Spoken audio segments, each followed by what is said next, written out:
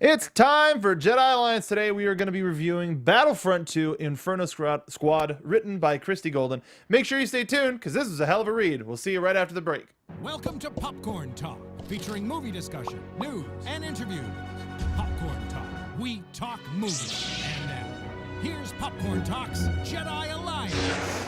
Hello everybody and welcome back to Jedi Alliance. The squad is back, not entirely. Not fully.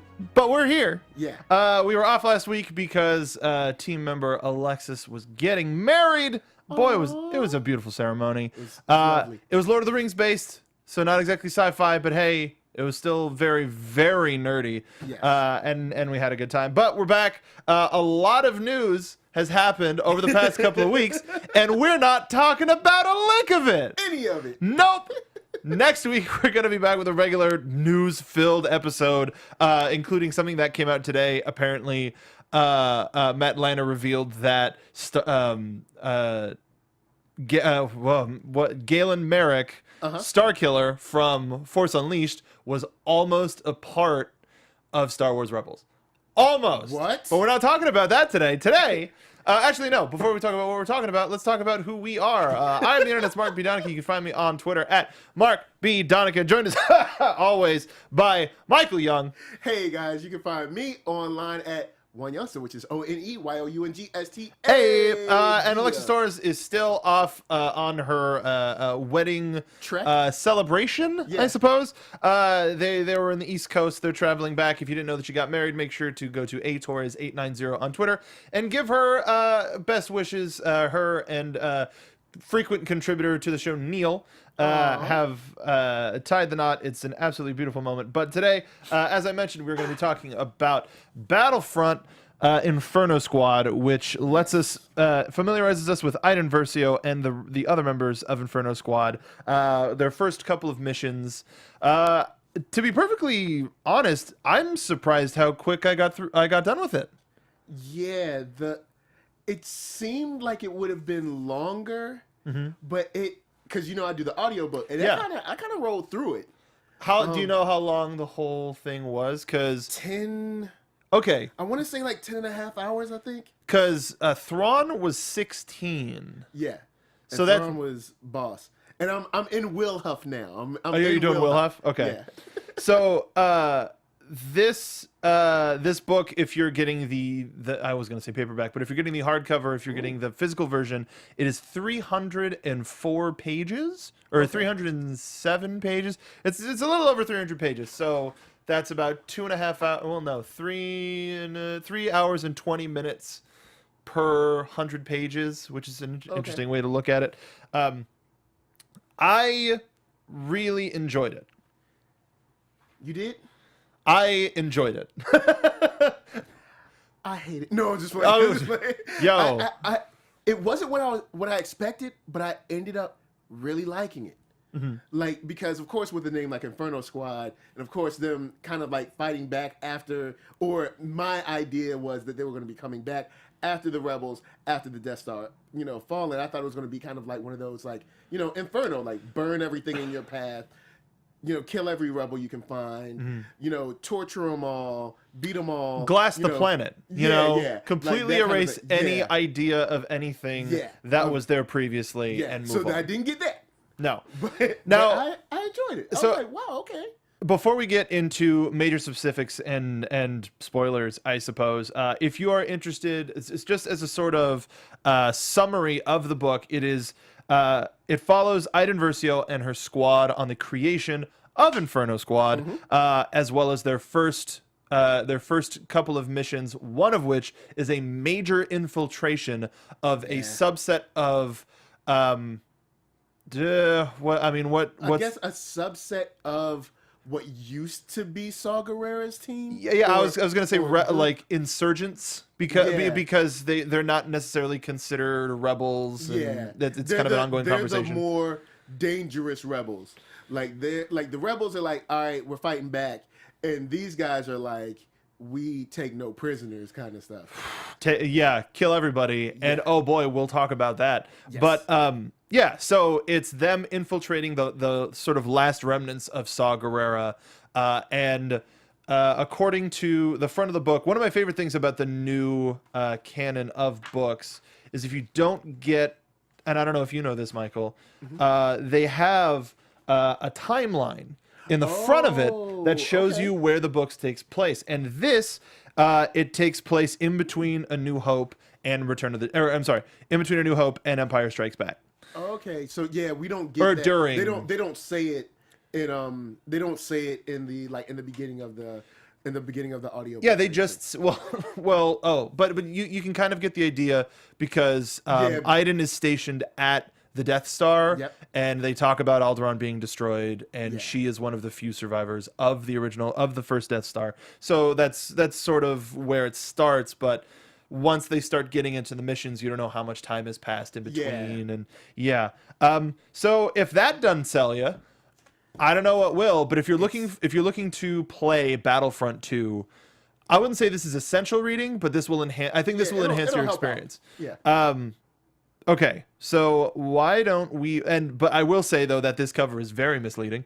Because see, that cover was what. Shout out to our iTunes listeners. That cover is what gave me the impression that like this book is going to be nothing but hunting down, killing every rebel in your path, burning all of their information, torturing anyone in their way, all of that stuff. And I was like, I am ready for this. And I didn't get that. But I did get a book that I liked. Didn't get that. Super light.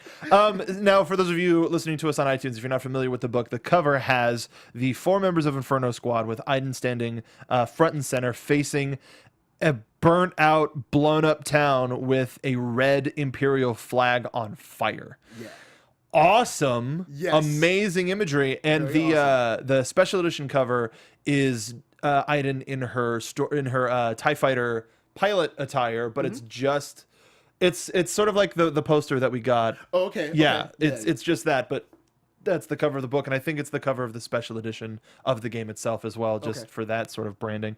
But yeah, it shows some sort of big battle that never takes place in the book, so that's a little bit of false advertising. Thomas Coates in the chat is saying, I love the fact that the audiobook is done by the same person that does the voice in the game. 100%. Janina, all right, I'll just say this before we even get started. Hashtag don't tell my wife. Hashtag don't tell my wife. Janina's voice is very easy to listen to. I'll say that. And she does a great job with switching her voice up and the actual vocal acting in this. Like there's the scene where I guess maybe we should wait, but there's a scene that she pulls off vocally where I'm like, man, like I'm believing her now. Like, is she really turning against? Is it the one near the end? Oh, okay. That scene. Okay.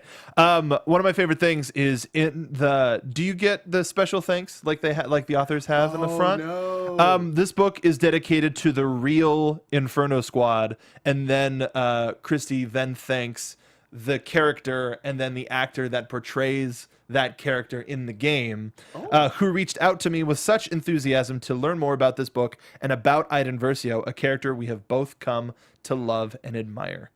Saying especially Janina Gavankar. Yeah. Hashtag don't tell my wife. But she looked great at EA Play. Anyway, she was on the eyes. Yeah, she was rocking a beautiful dress.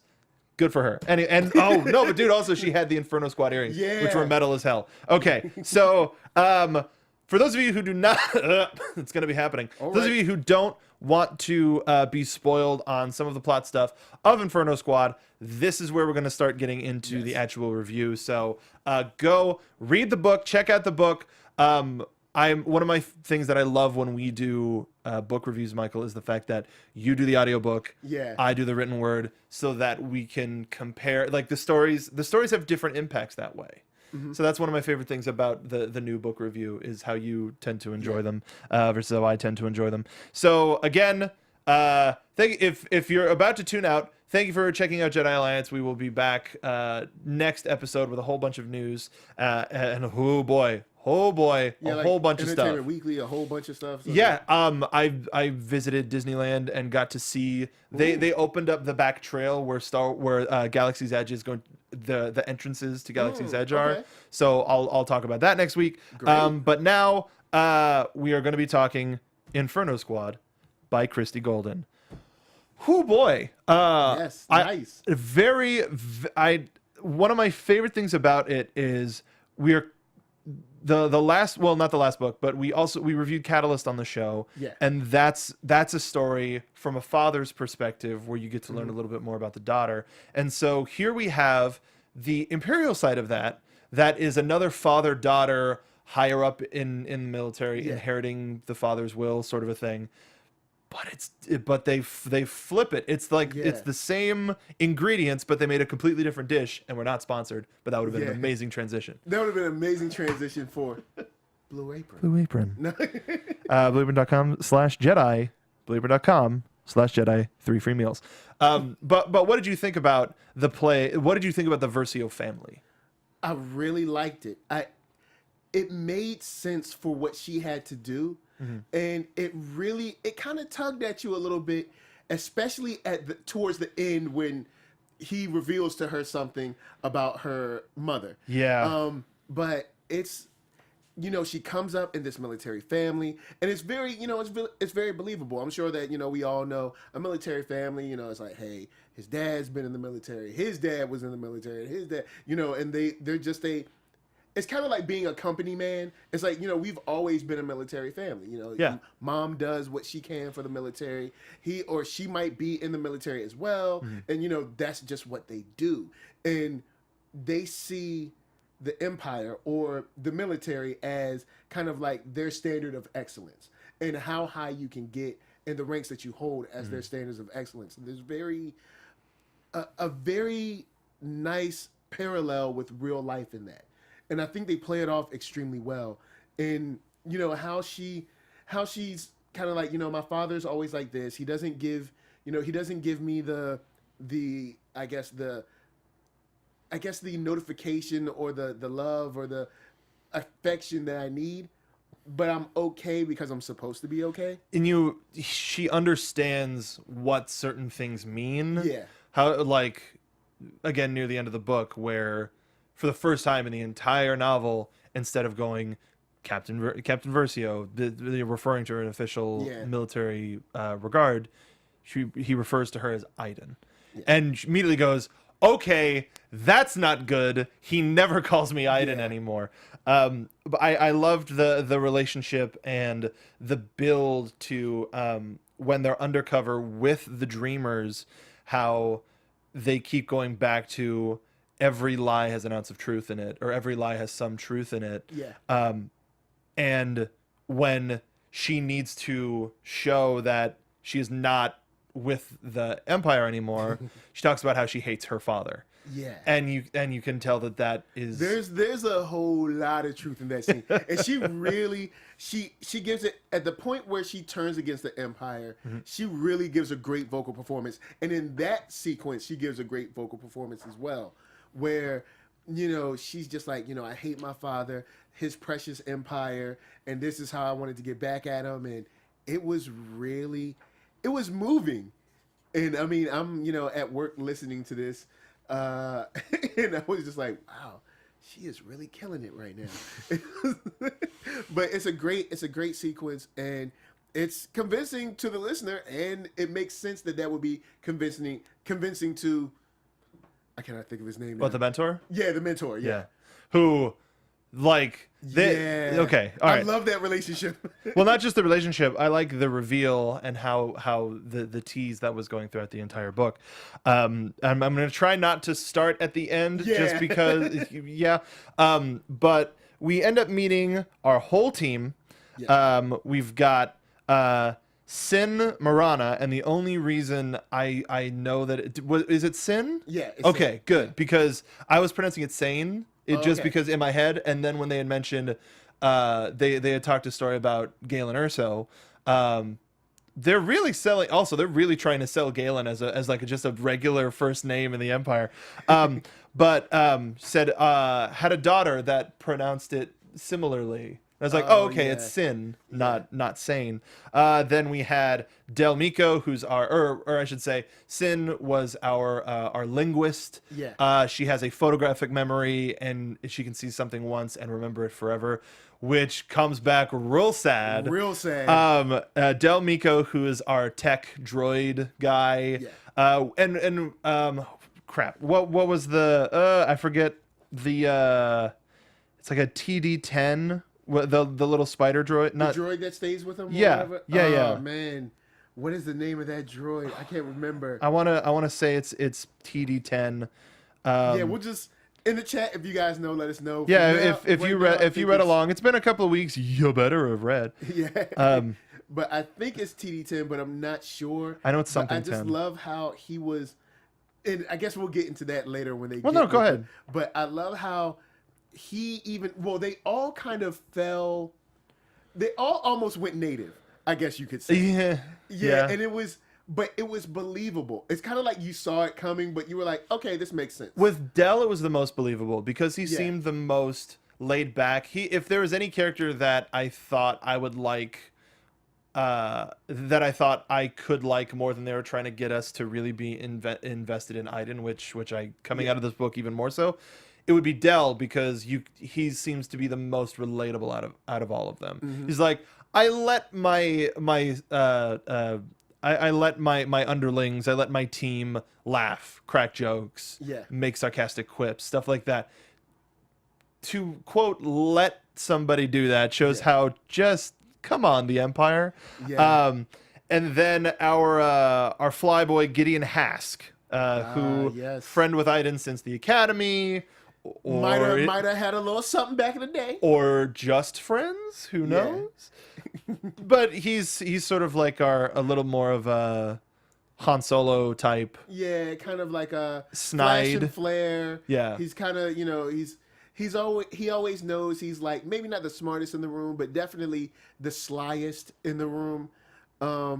And I enjoyed him because he played a good counterpart to Iden's character and how she felt. And she would say like, how he always had a certain smile, or he always knew how to like make her laugh, or like want to laugh.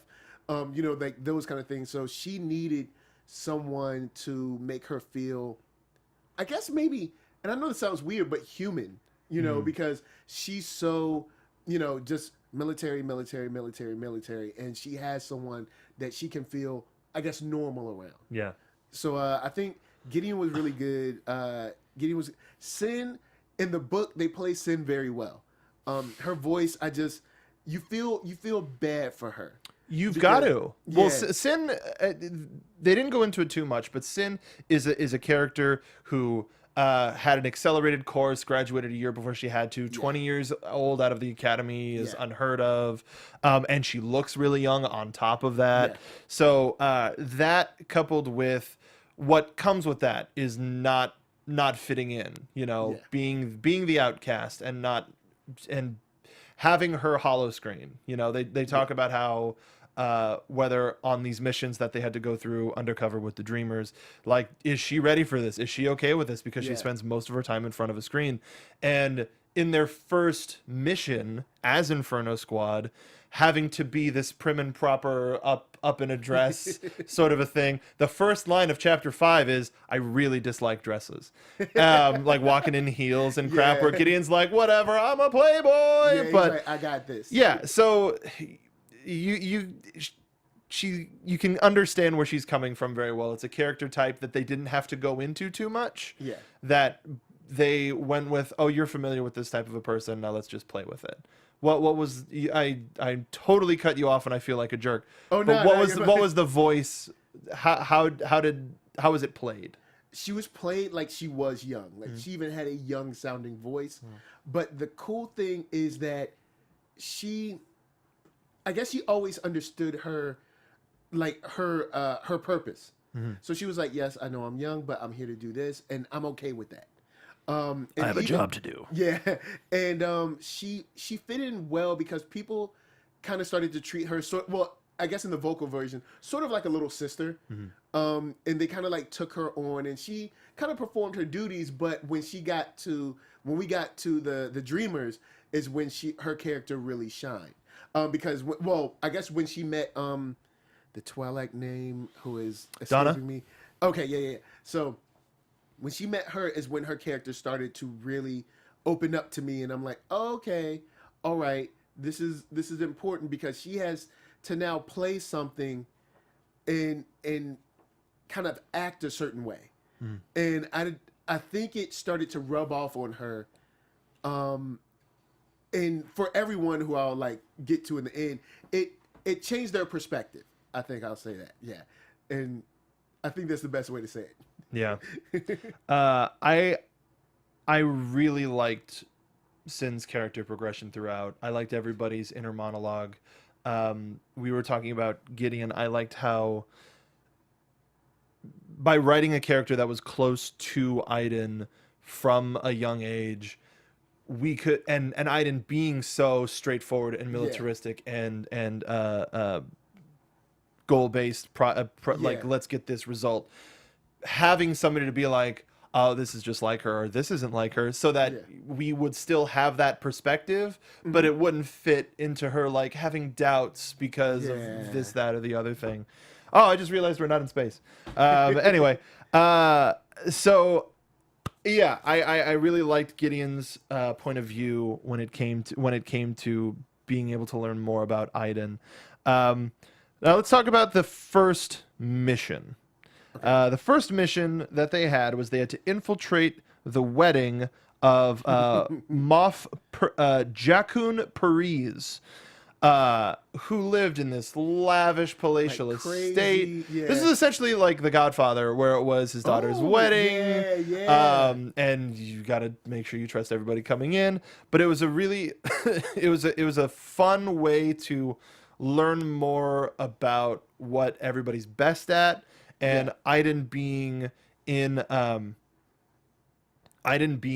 command didn't necessarily mean that she had to be front and center. And actually, her identity of being this well-known Imperial soldier came into play a couple of times. And the thing I like about this is we get to see her kind of playing herself, and Sin and Gideon kind of I guess Sin and Gideon kind of doing the like, this is me, like I get to be myself kind of situation.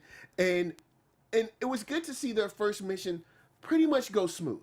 Yeah. You know, they had a slight almost hiccup with the tech?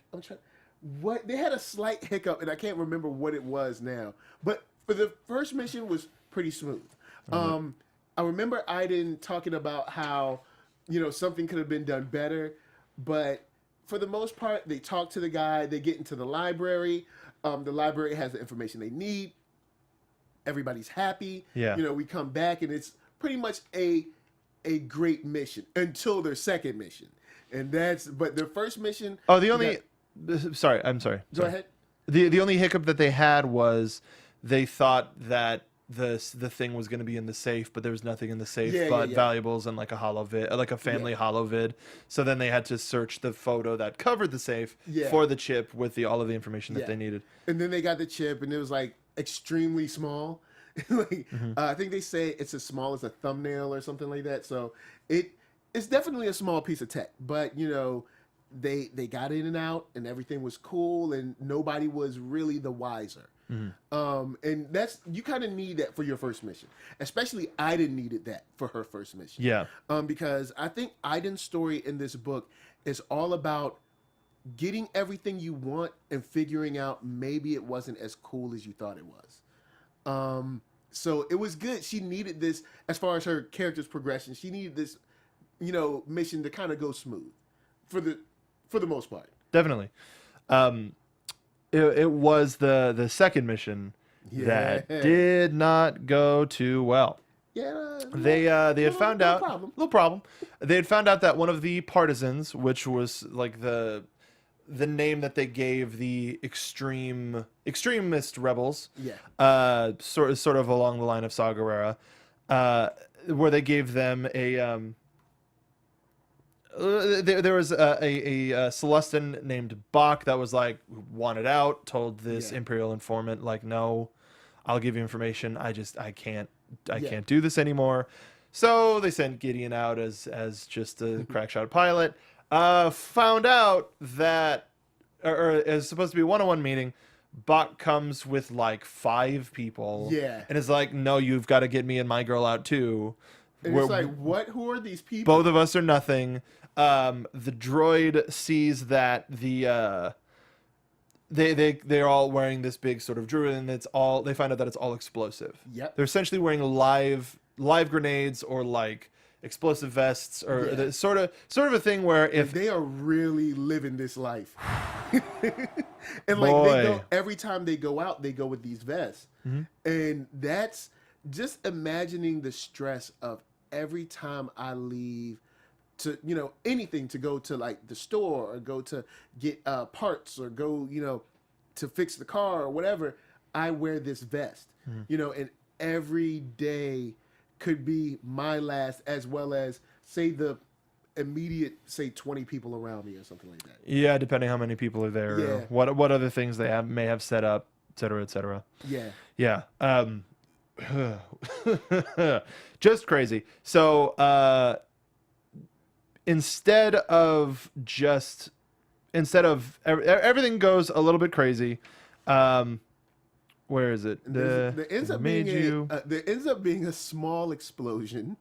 A wee little explosion. A wee explosion that everybody kind of like in the underground knows about. Yeah. But they end up getting the information that they needed, but they end up using the explosives to essentially torch the bar.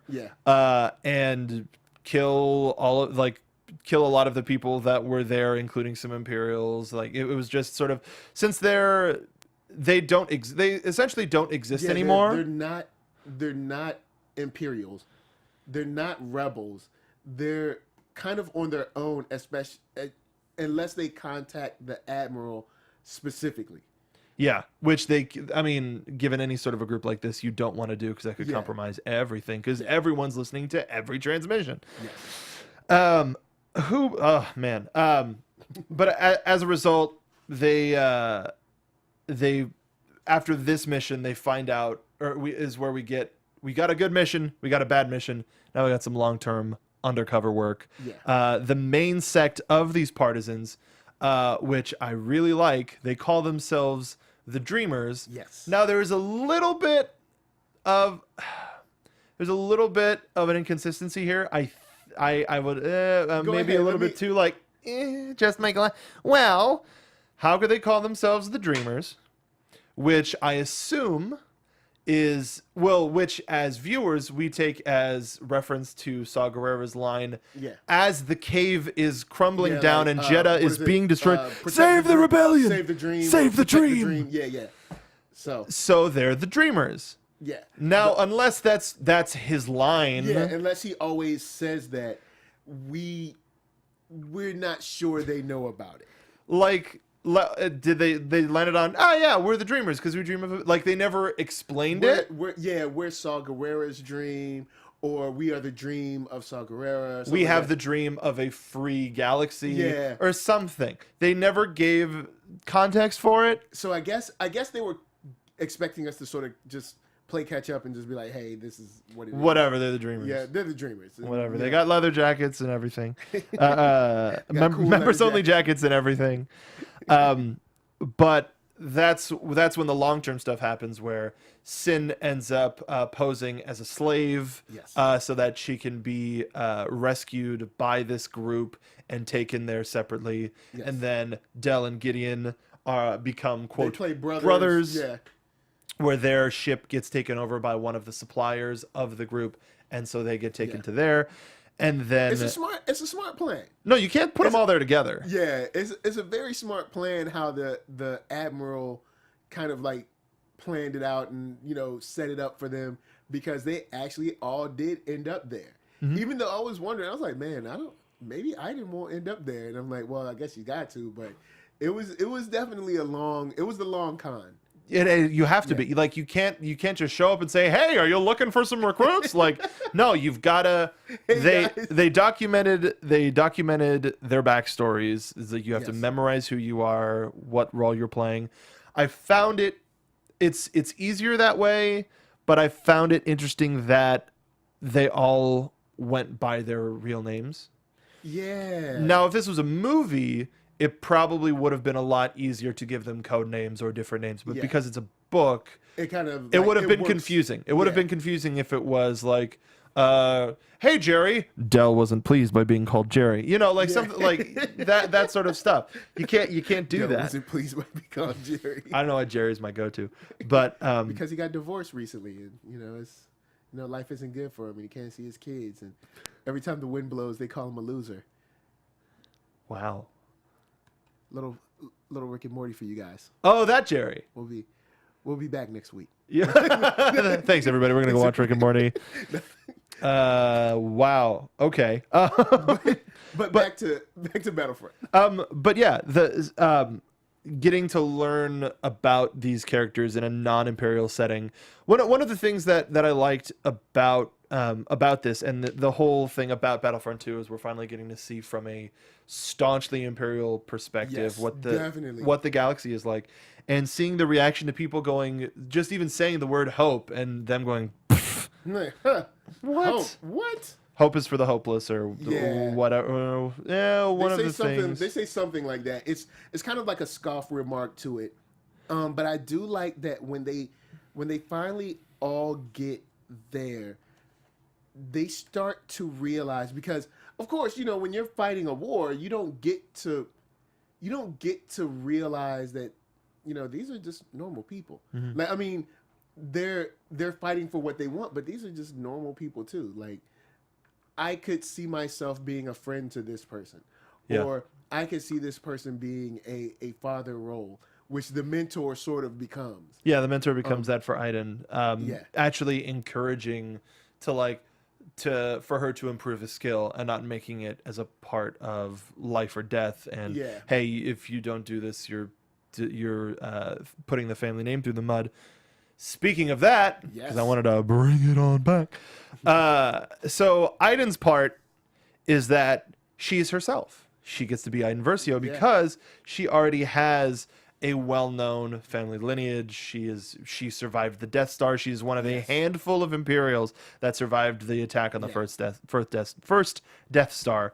So she's assigned to a Star Destroyer and starts making regular friendships. And one of my favorite things about this book is that we got introduced to characters and descriptions of characters where it's like, oh, okay, another supporting character. Yeah. And then after like 5 or 6 pages, we never see or hear from them again. Ever. Like when they were when Inferno Squad is first stationed on their new ship, they're introduced to the captain and co-captain. Like, why can't we fly our own thing? It's like, well, sometimes you won't be able to. They're being paid. This is all fine. Don't you worry about that. It's like, oh, okay, cool. Maybe we'll get to see an additional point of view, a non-imperial point of view, and it's just a job and this, that, the other thing. Yeah. That might change their horizons. Never seen or heard from again. Never. It's like they just disappear. And speaking about the Death Star real quick, I do like the perspective of a random person in a TIE fighter at that time. Mm-hmm. Because they're like, hey, why are these guys flying down here? It's stupid. Mm-hmm. Like, why haven't they sent like the big capital ships? Yeah, and why are these X-Wings going down there? Like, don't they know it's murder? That's dumb. And because from their position, they haven't been told about this. Yeah. Now of course Darth Vader knows. So you see, and even she says like, "Hey, Vader's taking out some people to go down there. This is what's going on." And that's weird. Yeah, and she can't get a response and everything. So that was interesting to see that they wouldn't even let them know something that serious. But I guess they can't let you know that we are vulnerable like this. And of course they probably no one can make that shot. Yeah.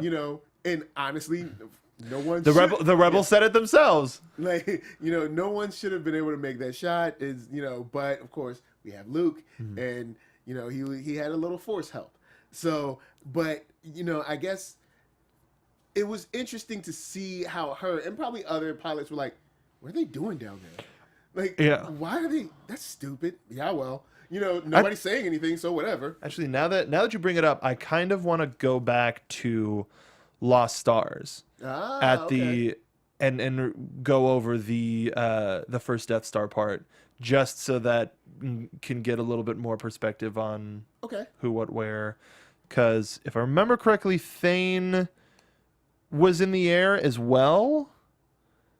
Oh, okay. So I think Thane was in the air. I quote in the air for the first Death Star battle. I'm pretty sure, and got away somehow. Either way, yeah. Regardless, we're not talking about that book. But if you want to hear us talking about Lost Stars, go and watch our Lost Stars episode, because man, was that fun. Hoo boy. So with this, Iden ends up quote befriending some person that falls in love with her, because who can't. But Iden, was this the scene that you were talking about? Her impassioned plea of, I remember Alderaan, yeah.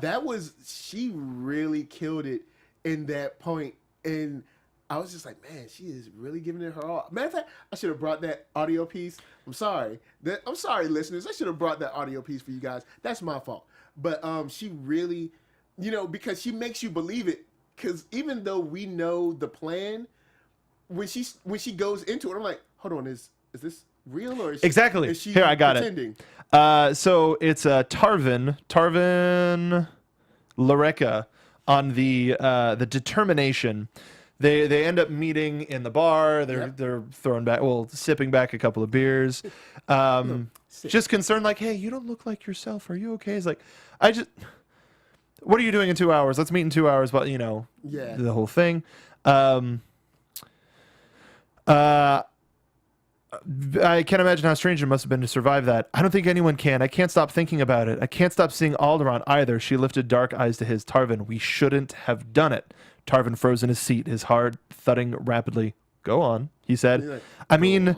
The rebel base? Fine. Destroy the rebellion and the criminals. They brought everything on themselves. But an entire planet? Her voice rose, and Tarvin placed a hand on hers to remind her to speak quietly. She didn't pull away. A lot of hostile, dangerous rebels died that day. There's no doubt about that. But a lot of other people did too. People who didn't agree with the rebellion. People who maybe even didn't know what was going on. Children, resources, animals, plants found nowhere else in the galaxy, all for a display of power. And now we're hunting those few who are off-world for no reason other than that they've had the misfortune of surviving the death of everyone they loved. I mean, the way she delivers it, because she kind of like draws you in, and you're wondering, hold on, is this real, or is she making a play for the traitor kind of thing? And it's one of those situations where she's got a point, and she's using some truth inside of a lie, but I didn't keep her stuff close to the vest, but I do believe. Oh, it is a skin-tight vest. That is real close. It's best, but I do believe that she believed a lot of what she was saying, because, from a military standpoint, regardless of how much you believe the Empire is right, you've got to be sitting around thinking, you know what? A lot of normal people died a planet has, let's say their planet had a couple billion people. Let's say it had, 2 billion people. Sure. All of them were not hardened, battle-ready rebels. Some were just like regular, like the guy that works at the shoe store. Mm-hmm. The woman that's like the bank manager. The auto mechanic that, just normal people. So regardless of how hardcore you are for the Empire, I'm guessing some of them had to figure, maybe this was a little too much. Was this too far? I mean, I know we can't speak about it in an open setting, but, just thinking to themselves, like, was this too much? Because that's a whole planet that's now gone. Mm-hmm. And A culture, everything. Like cultures, everything. And I mean, who knows if, and I know people might not want to hear this, but if it was like Naboo, you also have people underwater. So maybe they had another civilization, or maybe like an aboriginal civilization in the forest or something. So you have, like, you've done away with so much just to say that you can. Yeah. And that, that had to have gotten to her at least a little bit the way she delivered it. But it was a very powerful delivery, and you believed in it. Well, You especially definitely did. for fans who are reading the books, the written expanded universe, we've experienced this moment already in Thane Kyrell. In Lost Stars, we've experienced Imperials going, hold on a minute, this is not okay. Yeah, this is. And then Are we just killing whole planets now? wait, are we the baddies? Are we the bad guys? Ah, shucks. Sort of a thing. But this leads to her getting instead of killed, her father arranges so that she's just sent back to her home planet and is kept under military watch. Yeah. Which, of course, is all part of the plan. Of course, to be broken out. And... Yeah. Broken out by... And so the whole point of this, one of my favorite things about this from a story perspective is the fact that it shows how much the Empire does know. Because sometimes you think, wow, how stupid. How did they not get this? How did they let these plans fall through? How did they do this and that and this? Whereas the higher up you go, the more people tend to know the truth and are willing to accept that they are in control of giant anthills, and it's okay if a whole bunch of ants die as long as they stay up top. Yeah. And it's sad, but the general is, I mean, not the general, the admiral is he's just very matter of fact about everything. And until we get to the end where you see a little bit of his, emotion come out. But I'm thinking when it comes to the Dreamers, when it comes to Iden, I think, we have a situation where she always wanted this. And then when she finally got it, when they when they go on that mission where they're supposed to, kill school children and everything, she finds out, maybe I don't want this. Maybe this wasn't exactly what I thought it was going to be. And there's a lot of times when you're like, you want something your whole life, and then when you get it, you're like, you know what, it wasn't what I thought it was. It's like, this whole leadership thing was great until someone like dies under your watch. Not that happens, but we'll get there. Sorry. Yeah. Sorry. Yeah, we'll get there. Yeah, I mean, but luckily we've had a couple people tune in and go, "Oh, I'm not done reading yet," and then tune out. So good. We are talking about the whole book. The one in terms of how far the Empire has planned. Yeah. They know that if they put Iden in this situation, that they're going to want to use her and her turning over a new leaf as a voice of hope to get other people ruled by the Empire to switch over. And they were exactly right. Yeah. They break her out. They break her from Vardos, her home planet, so we get to hear a little bit more about her backstory personally. I didn't even finish my thought from before, but I'll finish this one, and then I'll go back to it. But she ends up getting broken out and brought to the Dreamers, where she sees that Gideon, Del, and Sin have all mission accomplished, and they're all together back in with the Dreamers. One of the things that I was mentioning earlier about seeing things from the Empire's perspective is very rarely, unless they're on a mission, do they reference other alien races. Or if they do, it's not necessarily like an epithet, but it's, instead of referring to Donna as Donna, some people refer to her as the Twi'lek. Yeah. So there's kind of like, it's almost like anyone who isn't human to the Empire is kind of like just a number. Because some of the people just refer to humans and non-humans. Yeah. Or human-like. Yeah. instead of using, oh well, this is what species that person is. So it sort of very lightly continues to imply the institutional racism that is in the Empire, which they don't do it overtly, like, oh, here's a race that I don't like, scum, this, that, the other thing. They kind of just like slide it in there. Mm-hmm. It's if you're not looking for it, you'll miss it. It can be a little uncomfortable too because it sounds normalized. Yeah. Don't normalize institutional racism. Yeah, because it's like, the whole empire is just like, hey, we're better, and except in small cases like Thrawn, where it's like you can't deny that. You can't deny. It's like, this guy is like probably one of the smartest guys in the room at any given time. Like, even like he doesn't even flinch in the eyes of like the Emperor. It's like, but it's interesting to see how, I guess they just like wrote off anyone who's non-human, and it's so casual. I guess you could say. I think it's just casual to them. And the thing about Thrawn is he was humanoid. Yeah. So that could have that did help sort of. Like, God, it's weird. Yeah, it's man, we're not because then when you get into the idiosyncrasies of we can't handle that on this show. No, it's a lot to handle. Even in Star Wars, it's a lot to handle. Though I will say, if we were to handle it, and we have talked about it before on the show, I would really want to get John Roca back in here because it is one of the things that he is very passionate about. Yeah. Shouts to John Roca. Flippin' love John Roca. I hope you read this book, John Roca. You better read this book. No. The man is busy. Yeah, he's a little busy. But quote, all the belts. Okay, now where am I here? So here we are at the thing, blah blah blah. So when we meet all of the members of the Dreamers, we've got folks from all around the galaxy, as well as, it was really interesting that the quote leader, Staven, is just a dude with blue hair.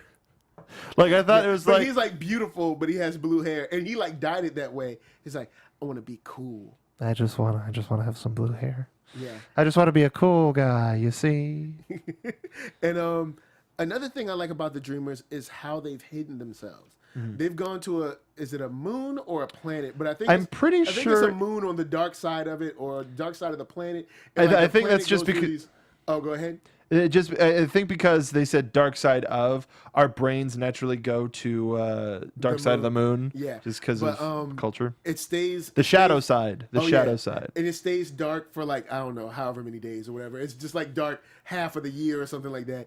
And the dawn and dusk cycles, which the planet Geozen, how do they pronounce it? Because they only said it like 3 times. I want to say it's Geozen, yeah. Okay. The dawn and dusk cycles, which the planet was currently experiencing, lasted about 3 months. We live in a narrow band of the planet's dusk, which is temperate. From all of the various... smart. It's very smart. And even the fact that, they're already used to the darkness is very interesting. And it's smart for someone like the Dreamers to be that hardcore, to go to those lengths to be hidden, because they know, the Empire is very vast and huge, and the only way they can fight back is by being that hidden. And all of the crystals and the various faunas and sediments and stuff jam sensors, so they can't be found. It's one of those things where you can't be found unless you know where it is. Yeah. It is very cool. Let's just say we're not overly concerned with Imperial discovery. Yeah. But I like, one of the things that it seems to happen with almost every book is that reading it, you're like, man, I wish I could see this.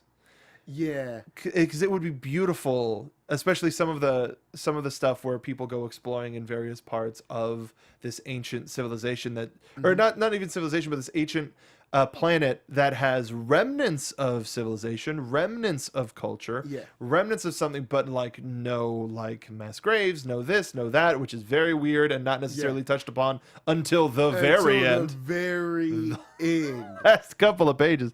But like with the mentor and Aiden in that amphitheater, which is the first like, wait a minute, how can there just be an amphitheater somewhere like this?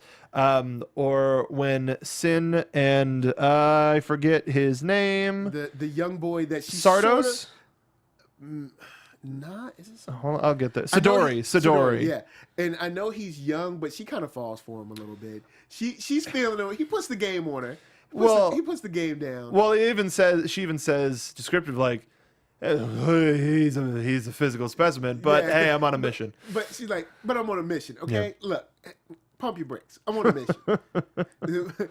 And the fact that the mission that they end up going on, what ends up happening, it does kind of, it breaks her heart, and it's interesting to see how close they've become. Because they are part of this team. It's your basic deep cover mission where they go so deep that it's like, well, I'm one of these guys now.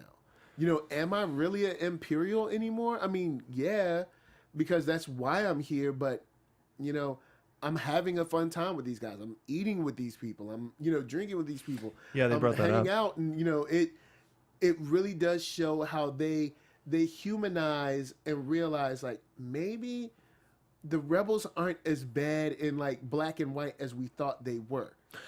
And that varies from crew member or from squad member to squad member because of who they hang out with. Because Aiden is with the mentor most of the time, and he's like, I've seen so much violence, so much bloodshed. And he's been on both sides. I don't like how violent Staven is. I don't like how we just kill indiscriminately. And I think that perspective is very important for Aiden to see, even though that doesn't necessarily affect her, because by the end of it, she's like, well, look at what good it did. Because when they were trying to save Imperial lives, when Sin was trying to save Imperial lives, 400 Imperial students were at the risk of getting bombed in order to take out a Moff and like senior lieutenant or something like that. And Sin, I think did the right thing by timing it so that the children would escape. A lot of the dignitaries and adults would still be in there, but 400 children, that goes back to what Aiden was saying back on the Star Destroyer of, these are innocent people. They have nothing to do. But she echoed the words of her father. They are the children of our enemies. They can grow up to become our enemies. And she even remembers that when and it's that, gamble that you play with all of your choices of which one wins out. And, these are just regular children. Like, I mean, yes, they are Imperial children, but I mean, are they, is it their fault what's going on, and how much blame do they carry, and is it fair to attack them? That's the weird situation that you're in. And I'm glad that she timed it, but then that also rooted her out as, of course, being an Imperial. But that was the evidence to her. Okay, so seeing everybody connect with the various people as a part of the Dreamers, did you expect anybody to slip? Did you expect anybody to reveal themselves more than somebody else?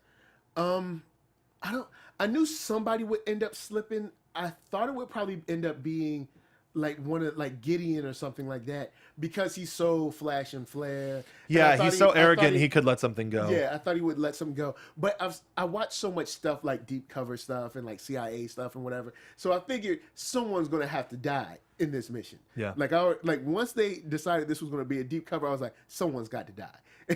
I know that's mean, guys. Well, but no, you know you're familiar with this form of media, and Yeah. I always get sucked into thinking about who it might be, this person, that person, the other person, and then after it, I always remember it's the person you least suspect to do it, because I thought.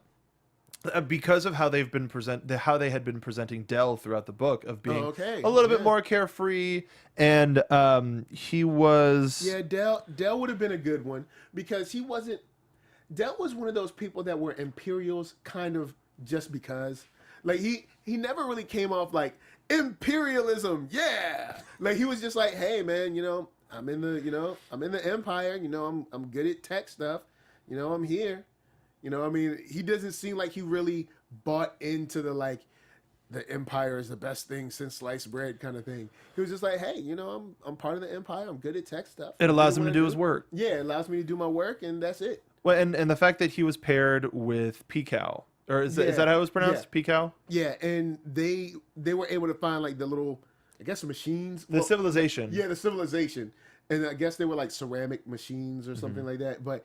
He seemed to be more kind of like, hey, I work for the Empire, but I'm not like, I don't have Empire posters in my house and Empire slippers and Empire belt. He understands everything that the Empire is. He doesn't have a problem with it. So he is a willing participant in what the Empire is and is all about. True. But he's a guy that looks for loopholes. Yeah. When it came to Picow, he was like, hey, we could find use for him. Yeah. He doesn't have to die. He's kind of a regular guy. He's not a threat. He's because I mean what is it, Stavian? Staven. It's like Steven, but stupid. He's a threat. But Picow is a regular guy. He's an old dude who's essentially is recovering from radiation poisoning. Who doesn't have a lot of time left. They even say he doesn't have too much time left. They're noted patches of hair are missing, and he's walks with assistance of a walking stick. Yeah, he's like Geppetto of the Star Wars. What a pull. Oh boy, yeah. Inferno Squad. Yeah, so. For me, I thought it would have been Del, but when it comes to her, I'm looking through the book again for a thing I don't want to. Anyway, but yeah, I was thinking Gideon because I thought that would have meant more to Iden. That's why I was thinking. But it ended up that the youngest member meant more because of what she went through, what she confessed to Iden as far as being able to see the moment over and over. That was so sad. Yeah, and he kissed her before he left. So yeah, the fact that she has a that she has a photographic memory allows her to not forget that. And for the memory to never fade. Sin waved a hand to silence her. Shut up. Just shut up. You, Del, get in. You'll forget what you've seen eventually. Not all of it, but time will soften it and it'll lose some of its punch. You'll forget some of the details, but I won't. I can't. Sudden sympathetic horror filled Iden as she understood what the younger girl was trying to say. Yeah. Satan had an eidetic memory, photographic memory. So the moment of somebody that you may not necessarily have a confirmed I love this person or a connection with, but at least somebody that you don't know how you felt about them. That could be even worse. You hadn't figured it out yet. No. Because she was like, he looks good. He likes me. If he wasn't a rebel, this probably would be a relationship. Mm-hmm. But since he's not, I got to figure out how I feel. Can I feel a certain way about him? And she might have even had those feelings like Del, kind of like, well, maybe I can turn him. Maybe he can be an Imperial and everything. I don't even think she didn't have all of. I think all of those thoughts came at the very, very, very last minute. Mm-hmm. Yeah. Like right when the kiss happened. Yeah. I just realized we've been going for quite some time. Oh my god! Because this book is cool. This book definitely is cool, guys. Yeah. So she ends up setting the bomb to be 15 minutes instead of 5 minutes, so that the children can escape. When the bomb doesn't go off, Sadori's like, "Yo, no!" and goes and makes sure that it goes off without a hitch, and ends up killing a lot more people than was intended. Yes. Or than sin intended. And in hearing Paikau and Donna speak in Paikau's native language, which is a very difficult language, it just kind of says that, like, you know, she's speaking in his native tongue or whatever. I don't think they actually perform it, but I'll have to go back and check that part, because I'll probably end up reading this book again or listening to this book again. But yeah, it really picks up in this mission. And you learn who these people are in this mission, and it means a lot. It really means a lot to the story, especially to the end of it, because we almost are on a race to the end after that explosion happens. Mm-hmm. And it was sad to lose Sin. It was sad. It was sad to lose. Well, Sin. especially her trying to make sure that the mission continued by essentially killing herself. Yeah. By grabbing the arm and saying, "No, don't," and then pulling it into her, and yeah. So that sort of accelerated things to like, all right, we got to get the intel that we need now. The Dreamers start to implode, and we find out that the mentor, we have been trying to figure, or that we have been led to believe that the mentor is somebody who's lived through all of these, since the Clone Wars, the Separatists, everything. Yeah. Was a figure. Did you the way that they presented it? Did you expect it to be somebody that we knew? No. I never thought it would be someone, especially someone that had that deep a connection in the Empire. Well, they also, like, you have like a daughter, or a stepdaughter in the Empire, but also somebody that kept referring to Saw and Steela very, very affectionately. Yeah, you know, like he's definitely put in his time, and he definitely, you know, has earned his position, I guess, due to his relationships with the Empire. I mean, not with the Empire, but with the rebels. Mm-hmm. And you got to give him respect, and I think Iden gave him that respect they even say that her gun was on stun. And, you know, he ended up killing himself. Or did he? Oh, yeah. That's the thing, is they left it ambivalent. And right. Paikau's condition is left ambivalent. As far as we know, right. Everybody was left for dead. But we don't know. There were a lot of ships in that wreckage. True. Now, the name Lux Bonteri was familiar. Yes. And then just full transparency, I finished this book right before we went on the air. So I had a lot to deal with in like 5 minutes. But so now I want to go back and watch all of the stuff from Clone Wars with him and see where he started versus how he ended up. Now the book ends with Inferno Squad going on their next mission to blackmail a Moff on a distant planet in a distant system. We don't have a replacement for Sin. No. And there's still like 5 years. No, there's still some time in between the ending of this book and when the game will begin. But now, knowing what we know about Iden and Inferno Squad, what are you most excited for the story of Battlefront 2? I want just another mission with these guys, and, you know, to be able to play these guys. Mm-hmm. And I'm sure they'll, you know, now that the book, I'm sure we'll learn, because I haven't been following the game as much as the book, but just to play these guys and also use their strengths, like, you know, having Dell have like some kind of robotic, you know, extension or arm. Well, we've seen the droid be a part of Iden's. Like, you know, Gideon having a cool ship. And then Iden having, like, you know, everything on 10 or something like that. Yeah. You know, that would be cool. Especially when it comes, and also to refer back to this book every now and then during their story, during their kind of like story campaign mode. Mm-hmm. At least one line of dialogue was like, especially with how far they drove home the family issue with her mom and everything. Like, really, you know, go back to that maybe once or so.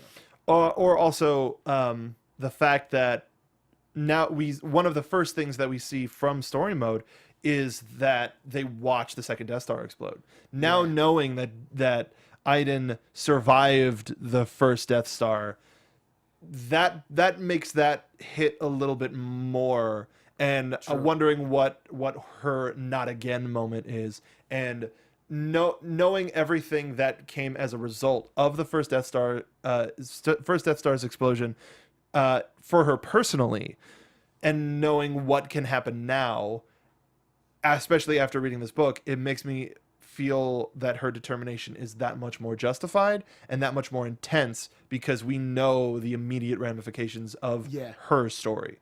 And I'm beyond excited to hear these characters, and I'm jealous that you got to hear them for 10 hours, but gotta say thank you for everybody who paid attention and was here for this review of Inferno Squad. People who aren't watching live and coming back to this later, make sure to give Christy Golden your best. She is a wonderful author.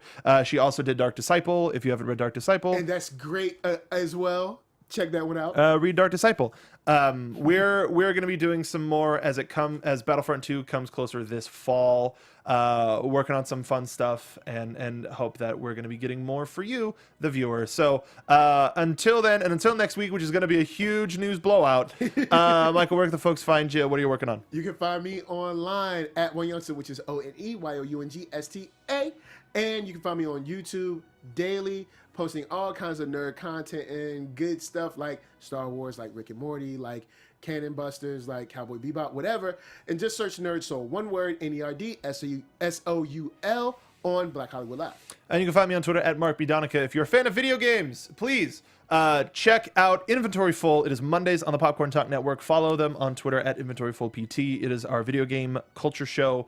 I'll talk a little bit about this tomorrow night's show. We are weekly. We're also going to be talking about the Overwatch World Cup, which happened over the weekend. One of our hosts was there. But next week, so much news. You won't be able to handle it, but we'll be here, same time, same place, 7 p.m. Pacific Standard Time. Thank you so much, because Sin died to bring us this information. Yes, she did.